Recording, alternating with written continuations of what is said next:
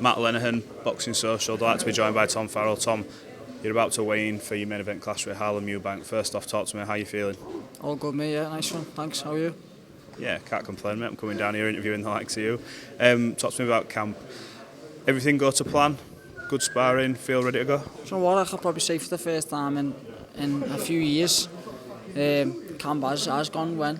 I've had no hiccups, no injuries, no knocks. I feel like the last few camps I've been like struggling, taking little knocks into it and little problems here and there, and I feel like this camp is the first time I haven't, to be honest. It's quite the norm, that, isn't it? We speak to boxers and like it's the best camp you've ever had, but you always go in with something, whether it's a knuckle that's sore or something. Yeah. So how refreshing is it you're not coming into it with anything? Yeah, definitely, yeah. And the weight's good, you know, I was saying before, it's the first time I've weighed in 10 stone, bang on for 3 years since I boxed Masher. Obviously, I've done 10 stone 2 at the Boxer series like this time last year, and I've only had one fight since then. So yeah, first time I've done 10 stone, so it's good to know that I can still make it and I still feel good at that weight. You're an experienced fighter, you've been in there with a lot of good high-level fighters. Even if you have come up on the wrong end of the stick with it, you've been in there. Harlem's sort of moving his way up now. What's the advantages for you going into this fight? I think the big thing is the experience. You know, we can't buy experience in big 10, 12 round fights, and you know what, I've got that, whereas he hasn't. As you said, I've been unlucky on the end of them decisions at times, but you know, it'll still stand me in good stead, you know, tomorrow night when things are going to get tough. How big of an occasion is this for you? Because obviously they're building up Harlem now. Harlem's made a name in his own right. He's not just a Eubank, he's Harlem Eubank. Been on Sky, he's done a lot of things, and they expecting big things from him. How much of a motivating factor is it for you that you can go in there and potentially take all that away from him, and in a sense you'd swap roles, you'd be the one getting the push? How big of a motivating factor is that for you? I think it's a bit like winner stays on, isn't it? You know, if I win, you know, I'm right up there, and if he wins, you know, he progresses. Just all the pressure's on him. You know, I'm a bit of a stepping stone by the side of things, so it's my that's my fuel to my fire to get me. That's what's motivated me, Jordan training, Jordan camp, and obviously tomorrow night. I'm probably seen as, you know, a good enough name, but also, you know, beat me and he's up there. Do you like that though? You must like that, the underdog, because you can go in there and go, you're expected to win. And I know I've got the capability to beat. Is that good for you, being the underdog in a fight? Yeah, definitely. I feel like that. You see the best of me when my back's against the wall. You know, I know I've got a good opponent. Tomorrow night, he's tasty, he's quite lively, you know, sharp. So I feel like I always box at my best when I know I'm fighting someone good.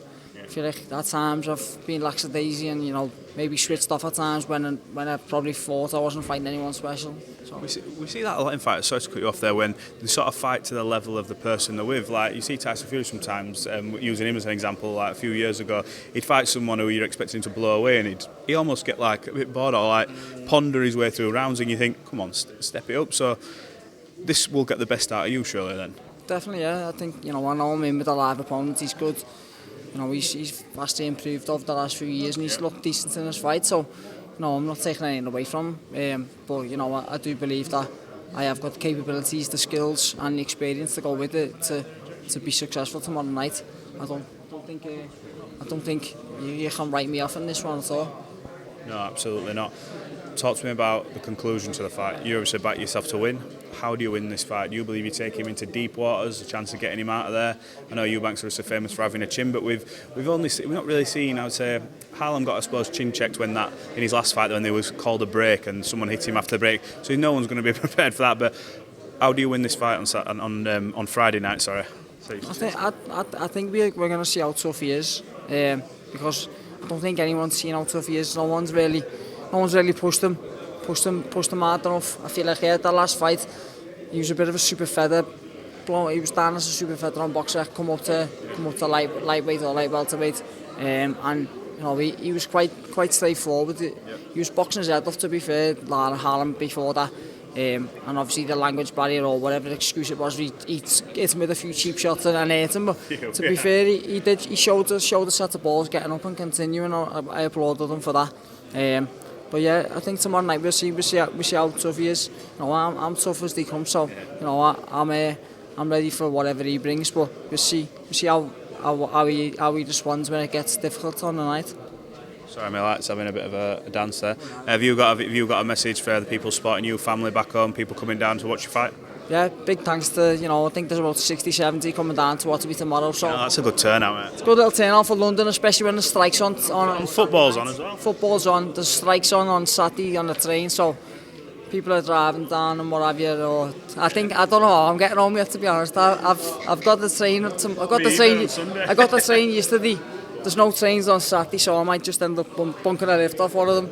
See what time we get home on Friday night. Well, look, Tom, it's been a pleasure talking to you. I know we've got to do this weigh-in now. Wish you all the best for Friday night. It is a cracking fight, a good main event. Wish you all the best. Right, Sean, thanks very much.